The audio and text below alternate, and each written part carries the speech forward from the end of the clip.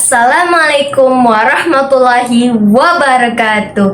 Alhamdulillahi rabbil alamin. Wassalatu wassalam asrafil hamdi wal mursalin wa ala alihi wa ashabihi rasulillahi ajmain amma ba'du.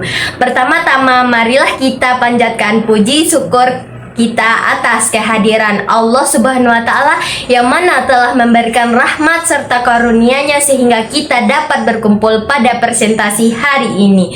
Salawat dan beserta salam tak lupa pula kita hadiahkan kepada junjungan alam, yakni Nabi besar kita Muhammad SAW, dengan melafazkan Allahumma salli ala Sayyidina Muhammad wa ala ali Sayyidina Muhammad. Saya hormati dosen pengampu bahasa Indonesia, yakni Ibunda Prof. Dr. Haji Hasna Faiza ARM dan saya banggakan teman-teman semuanya.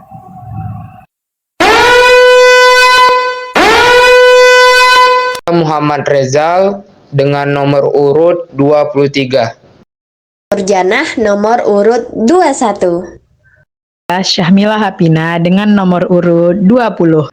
Eka Santi Simarmata nomor urut 22.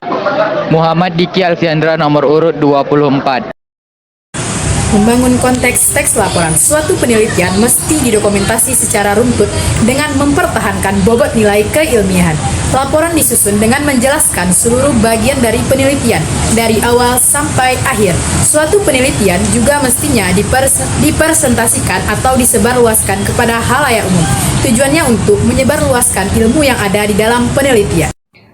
Menelusuri dan menganalisis model teks laporan. Menurut Budi Harso tahun 2007, laporan hasil penelitian dibagi menjadi 3 bagian, yaitu yang pertama, bagian depan isi laporan. Pada bagian ini membuat penjelasan secara general. Keterangan tersebut seperti A. Judul bagian depan peneliti, informasi tentang jenis laporan, peneliti, lembaga yang menaungi, lokasi penerbit, dan waktu penerbit laporan. B. Judul bagian dalam, membuat informasi tujuan penulis laporan. Yang C. Halaman pengesahan yang berfungsi sebagai bukti laporan telah disetujui oleh pembimbing untuk dipresentasi. Selanjutnya ada bagian inti laporan. Yang pertama ada bab 1 pendahuluan. Pada bagian ini membuat informasi mengenai latar belakang persoalan yang diangkat ke dalam penelitian. Bagian ini menjelaskan argumen-argumen penulis secara objektif mengenai alasan persoalan tersebut dibahas ke dalam suatu penelitian. Yang pertama ada latar belakang. Bagian ini ialah alasan penulis mengenai mengapa suatu persoalan tertentu diangkat ke dalam suatu penelitian. Argumen tersebut didukung juga dengan teori-teori ahli serta penelitian yang relevan. Yang kedua ada rumusan masalah. Bagian ini ialah alasan penulis mengenai mengapa suatu persoalan tertentu diangkat ke dalam suatu penelitian. Argumen tersebut didukung juga dengan teori-teori ahli serta penelitian yang relevan. Penyajian hasil penelitian mengikuti rumusan masalah yang ditentukan. Rumusan masalah menjadi pusat perhatian agar peneliti tidak melenceng, tak tentu arah sehingga lebih fokus membahas suatu persoalan. Yang ketiga ada tujuan penelitian. Tujuan penelitian ini memiliki kemiripan dengan rumusan masalah. Tujuan penelitian merupakan bentuk kalimat positif dari rumusan masalah yang merupakan bentuk kalimat tanya. Fungsi dari tujuan penelitian ialah untuk memfokuskan kesimpulan yang ingin dicapai pada akhir penelitian. Yang keempat ada hipotesis kerja. Bagian ini membuat rancangan berpikir yang fungsinya memandu secara teoritis dalam menjawab rumusan masalah. Panduan teoritis yang dimaksud ialah ketika akan mengumpulkan data dan menguji hipotesis, peneliti memiliki keyakinan bahwa yang dilaksanakannya sudah benar secara teori. Selanjutnya yang kelima, batasan dan jangkauan penelitian. Bagian ini menyuguhkan penjabaran tentang variabel yang akan diteliti. Batasan dari variabel harus jelas dan indikatornya harus bisa diukur. Fungsinya untuk dapat melakukan perumusan saran dalam penelitian. Yang keenam, manfaat penelitian. Manfaat penelitian terbagi menjadi 2, yakni manfaat teoretis dan praktis. Secara teoritis, manfaat penelitian harus dapat menegaskan apakah hasil penelitian yang dilakukan dapat mendukung kebenaran teori yang sudah ada. Secara praktis, tujuannya memberikan manfaat kepada pembaca dalam kehidupan sehari-hari. Yang ketujuh, definisi operasional. Bagian ini menyuguhkan informasi mengenai pembatasan terhadap makna dari istilah-istilah yang digunakan di dalam penyajian. Beberapa istilah tertentu dapat memiliki beberapa makna yang berbeda berkaitan dengan konteks yang mengikutinya. Dengan adanya bagian ini, diharapkan pembaca tidak salah dalam menafsirkan istilah digunakan penulis dalam penelitiannya. Dan yang terakhir, kerangka teoritis. Dalam menguraikan suatu hal, penelitian harus merujuk kepada serangkaian teori yang dianggap relevan dan pokok pembahasan. Serangkaian teori tersebut cukup diambil beberapa saja yang dianggap paling kuat dan paling relevan serta paling mudah dijelaskan. Kerangka teori juga membantu dalam merumuskan alur berpikir secara teoritis untuk memahami bagaimana penelitian dilaksanakan. Bye. Kajian pustaka. Kajian pustaka merupakan bagian yang penting dalam menyelesaikan suatu persoalan yang diangkat ke dalam penelitian. Penulisan kajian pustaka semestinya merupakan hasil analisis dari sumber yang kita ambil.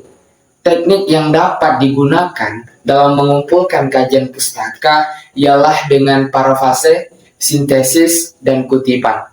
Kajian pustaka setidaknya memuat beberapa hal. Yang pertama, penjelasan induktif mengenai variabel yang diteliti. Yang kedua, penjelasan empiris dengan didukung oleh fakta-fakta tentang permasalahan yang berhubungan dengan variabel yang diteliti.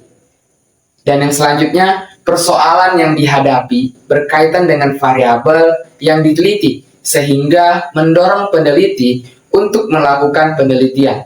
Dan yang terakhir, melakukan tinjauan atau ulasan dari berbagai hasil studi sejenis yang dilakukan orang lain di tempat lain.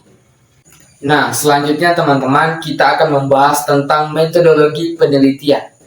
Metodologi penelitian berisikan rancangan dan strategi pengolahan dan analisis data dalam penelitian. Uraian yang tajam secara detail atau rinci dalam bagian ini akan menambah bobot hasil penelitian. Berdasarkan hal tersebut, bagian ini harus jelas dan mengaitkan dengan bagian lain dalam penelitian. Metodologi penelitian berisikan rancangan penelitian, populasi, dan sampel, instrumen, teknik pengumpulan, dan analisis data. Nah, teman-teman, kita masuk kepada bagian temuan penelitian dan pembahasan. Pada bagian ini, menyuguhkan pengolahan data dan pembahasannya. Bagian ini ataupun pada bab ini akan menjawab pertanyaan-pertanyaan yang diajukan di dalam rumusan masalah. Selanjutnya, pada bagian pembahasan, peneliti menelaah dan mengkritik pada hasil penelitian. Peneliti harus menegaskan mengenai jawaban rumusan masalah penelitian. Untuk lengkapnya, pembahasan memiliki tujuan untuk memberikan jawaban terhadap rumusan masalah, ditampilkan cara temuan yang didapatkan, menghubungkan temuan dengan teori yang digunakan, menampilkan teori baru atau merombak teori yang ada. Kita masuk kepada bagian simpulan dan saran. Pada bagian ini, merupakan bagian akhir atau penutup dari laporan. Bagian simpulan menyuguhkan penjelasan-penjelasan penting dari keseluruhan laporan penelitian. Simpulan harus disesuaikan dengan tujuan penelitian, karena keduanya saling berkaitan. Selanjutnya, bagian saran ialah tawaran operasional dengan tujuan untuk memperbaiki dari sisi lemah yang ditemukan. Pembuatan saran berlandaskan batasan, jangkauan, dan manfaat penelitian. F. Daftar pustaka. Pada bagian ini menampilkan sumber yang dimasukkan ke dalam penelitian. Penelitian yang dilakukan sudah tentu bukan murni dari hasil pemikiran penulis sendiri. Penelitian ilmiah tetap harus memasukkan pendapat para ahli sebagai penguat atau pembanding.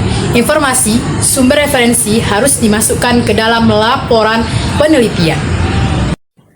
Bagian akhir laporan pada bagian ini menyuguhkan lampiran yang membuat dokumen yang digunakan sebagai perlengkapan penelitian. Bagian akhir ini berisi A. Instrumen yang digunakan, B.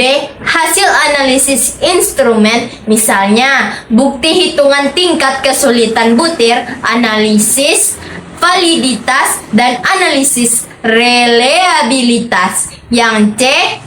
Data mentah hasil pengolahan data. Yang D.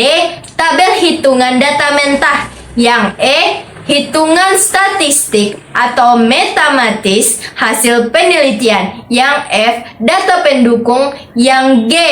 Surat-surat keterangan pendukung. Dan yang terakhir yaitu data-data lain yang berkaitan dan digunakan dalam penyusunan laporan. Jadi kesimpulannya, teks laporan penelitian merupakan teks yang dibuat untuk melaporkan suatu penelitian yang sudah dilakukan sebelumnya. Teks laporan penelitian terdiri dari 3 bagian, yaitu bagian depan isi, inti, dan akhir laporan. Tiap-tiap bagian tersebut merupakan subbagiannya lagi.